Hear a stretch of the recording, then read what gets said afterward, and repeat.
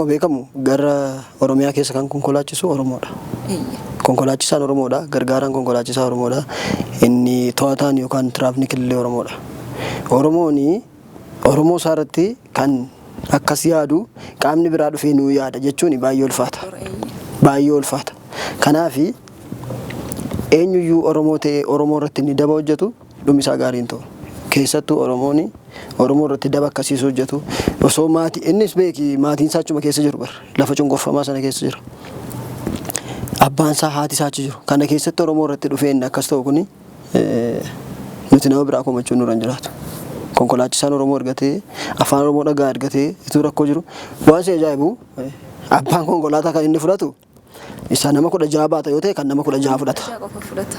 Garuu qoonqoo har'a nyaattee ittiin bultuuf jecha abbaa kee haadha kee salphisuu maqaa balleessuu tuffii adda addaa illee agarsiisuun Oromoo irraan bareedu kun aadaa Oromoo keessas hin jiru safuu cabsuudha. Maaliif yaaduu qaba namni tokko yaaduu qaba.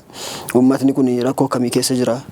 Anaan maal na dhibdeen hin barbaachisu maal na dhibdee dhabaa kan amma kana fagoo nu deemsiseyyuu.